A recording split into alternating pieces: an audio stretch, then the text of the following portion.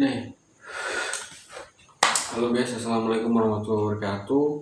Ini video pertama saya. Jadi saya itu bikin channel ini karena terinspirasi dari teman-teman. Kalau kita tuh sering ngobrol malam-malam gitu ya, cerita-cerita. Jadi saya punya cerita dari teman gitu, dan cerita ini cerita horor gitu kan, dari kita yang sering ngumpul gitu.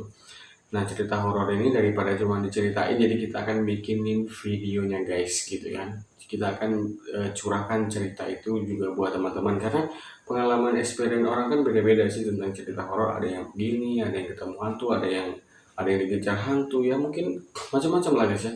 Jadi ini ceritanya ada seseorang yang merantau gitu dari Jawa, teman gitu kan, merantau dari Jawa ke Pulau Sumatera sebagai penebang kayu ceritanya. Nah, dia ini setelah bekerja di situ, dia ini sempat disesatkan guys ke dalam alam dimensi si makhluk tersebut gitu. Jadi ceritanya itu seru banget. Nah, ceritanya itu kita tuangin ke dalam video aja guys ya. Kayak gini videonya. Assalamualaikum warahmatullahi wabarakatuh. Sumatera 7 Juli 2004. Cerita ini cerita yang diceritakan oleh seseorang kepada Mimin yang mengalami sendiri di tanah Sumatera, tepatnya di desa Talangjaya pada Juli 2004. Orang tersebut bernama Wahyu, ini nama asli, disusun oleh tim pada tanggal 12 September 2024.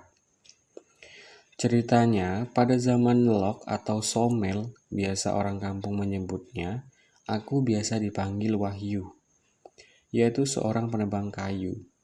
Tinggal di daerah SP1 Talangjaya, keseharianku menebang kayu dan mengeluarkan kayu dari dalam hutan. Aku tinggal di dalam hutan dengan waktu yang sudah ditentukan oleh pemborong dan pabrik kayu, yang juga berada di dalam hutan tersebut. Aku dan rombongan tinggal di dalam sana sampai selesai proyek baru bisa kembali lagi ke rumah. Hutan yang kami tebang adalah hutan lindung bernama Hutan Tania, yang langsung berbatasan dengan hutan yang paling seram dan gelap menurut masyarakat sekitar, karena banyaknya pohon-pohon besar yang menjulang tinggi, yaitu bernama Hutan Kenorak. Kenapa disebut dengan nama hutan kenorak? Sebab karena banyak tengkorak manusia bekas perang zaman Belanda dahulu yang terkubur.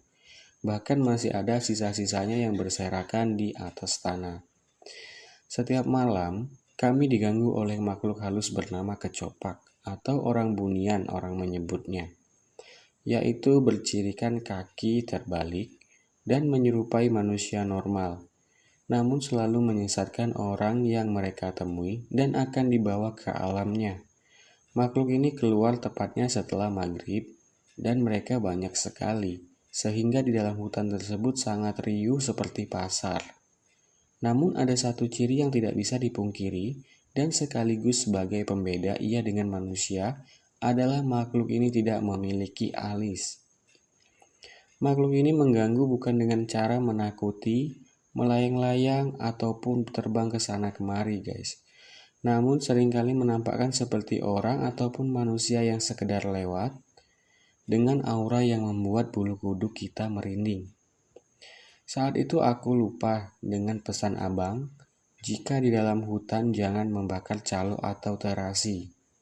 Abang adalah panggilan untuk orang yang lebih tua di daerah tersebut. Dan hal itu adalah suatu pantangan tersendiri bagi kami yang sering keluar masuk hutan. Namun hari itu aku sangat lupa sekali, mungkin karena aku sangat lapar dan kelelahan karena bekerja. Ketika kami selesai membakar terasi, tak lama kemudian sayup-sayup angin berhembus dari sela-sela papan rumah bedeng kami. Namun aku tak terlalu memperdulikannya karena asik menyantap makanan.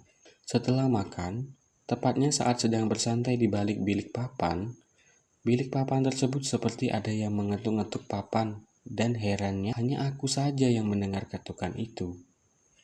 Ketukan itu bersama dengan suara yang sangat aku kenal. Sejenak aku diam dan sedikit memberikan waktu agar ia mengetuk lagi, dan hanya untuk sekedar mengkonfirmasi jika aku memang benar-benar mengenali suara tersebut. Seketika ketukan kedua bersamaan dengan suara yang sangat lirih. Disitulah aku menarik nafas dalam-dalam seakan tak percaya jika itu orang yang kukenal, yaitu amakku sendiri. Amak itu sebutan bagi orang kampung untuk menyatakan keluarga mereka. Namun aku menahannya agar tidak membuat teman-teman bedengku mendengar dan mengira aku anak yang cengeng karena meninggalkan keluarga. Saat itu aku masih yang termuda dibanding yang lain. Aku tak berani untuk menyapanya kembali atau sekedar mencari sumber suara tersebut, yang sudah pasti kuyakini adalah suara makhluk tersebut. Setelah diam cukup lama, tanganku ditarik oleh teman yaitu bernama Angger. "Yuk ke bedeng sebelah," ucapnya. "Aku mau ambil batu asahan."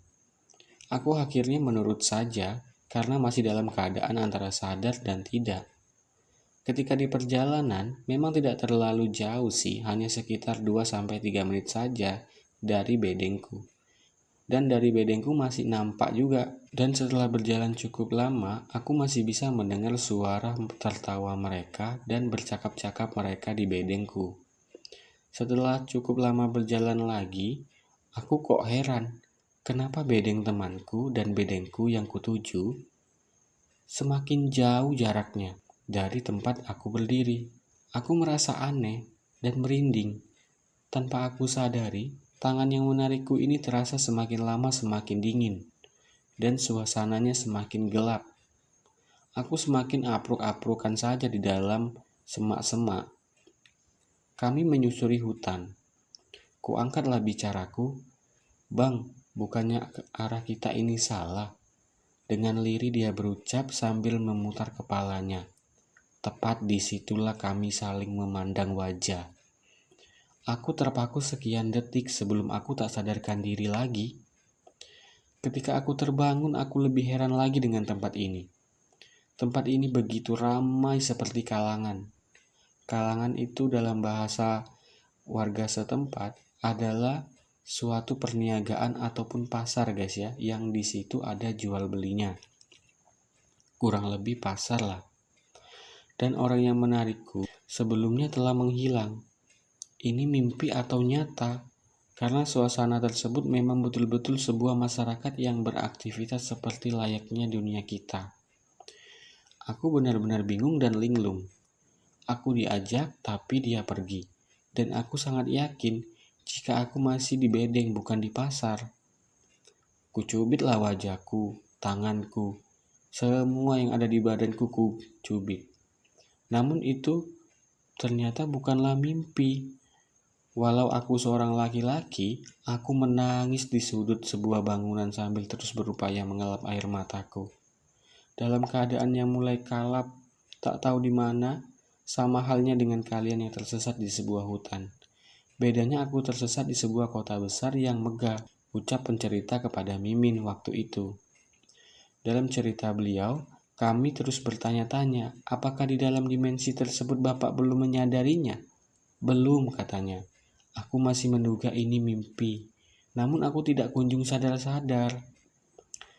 Cukup lama sekitar 1 jaman, aku berhenti meratapi dan mulai mengingat kepercayaanku akan Tuhan semesta alam. Disitulah tanganku refleks mengangkat dan mengucap namanya. Jika kalian pernah melihat siaran TV yang bergoyang, seperti itulah alamnya. Ketika aku mengangkat tangan dan berdoa, makin hancur hatiku dan terombang-ambinglah batinku. Di mana aku ini sebenarnya? Lalu lalang hiruk pikuk di sekitarku sadari sama sekali tak ada yang memperhatikanku sebelumnya. Namun semua itu berubah sesaat setelah aku mengangkat tangan, yang membuat dimensi itu seolah-olah berbenturan sinyal, atau seperti gangguan sinyal, atau terputusnya sebuah sambungan sinyal. Kurang lebih seperti itu guys, seperti layar yang bergoyang-goyang gitu, tapi itu hanya sebentar. Disitulah guys, sampai 3 kali dia berkata disitulah kepada Mimin, seolah-olah menekankan kepada Mimin semua makhluk itu melihatnya dengan tatapan yang seakan mengkerutkan dahi seperti zombie yang mencium keberadaan seseorang yang bukan dari golongan mereka. Tatapan mereka yang tiba-tiba seperti itu membuatku semakin tertekan dan ingin rasanya ku terbangkan seluruh atom di tubuh ini untuk lari. Karena ketika mereka memandang aku, mereka langsung merubah wujud menjadi makhluk yang tak bisa kujelaskan dengan kata-kata. Dan alam yang ada pada saat itu, sebuah kota megah, menjadi labirin yang seakan-akan ingin melumat habis diriku. Disitulah, detik itulah bibirku spontan. Entah sebuah ilham atau sebuah apa yang meneruskan ucapanku. Tentu ini sebagai muslim ya, ucap si pencerita kepada Mimin. Nggak tahu kalau yang lain, katanya. Allahu Akbar, katanya. Itulah kata yang keluar. Aku lari sekencang-kencangnya dalam keadaan yang was-was dan peluh yang berhamburan seakan-akan jika aku tertangkap aku pasti akan mati. Cukup jauh sudah aku lari, Mas. Aku cuma melihat satu titik saja, sebuah pohon besar dan cahaya di balik pohon itu. Seperti lorong itulah pokoknya. Aku lari secepat-cepatnya tanpa peduli tunggul. Tunggul itu sebuah kayu mati atau patahan kayu yang tertancap di dalam tanah. Setelah sampai di depan cahaya, hebatnya lagi mereka semua yang aku tinggal tadi sudah berada tepat di belakangku dengan wajah-wajah yang indah dan rupawan. Namun dengan ciri khas mereka, yaitu mata kakinya terbalik dan tanpa memiliki alis. Seseorang dari mereka mendekatiku dan berkata, "Maaf aku meninggalkanmu, hanya sekedar memberitahumu saja bahwa kami ada di sini." Karena aku berada tepat di mulut cahaya, aku beranikan diri bertanya kepada mereka, "Kenapa kau tinggal aku dan ajak aku ke sini?" Dia cuma tersenyum, Mas, dan akan mau bilang sesuatu, tapi aku tak peduli, setan lah. Langsung kularikan diriku. Aku tak peduli lagi apa katanya. Yang pasti aku ingin cepat-cepat keluar dari dimensi ini. Ketika aku keluar, Mas, dengan penuh keyakinan, aku heran. Benar-benar heran. Bedeng yang dulu aku tempatin itu udah roboh. Dan semua orang, lalu pabriknya pun sudah tidak beroperasi. Dengan waktu yang lama. Seperti ditinggal gitulah. Loh, perasaan baru 2-3 jam saja aku pergi.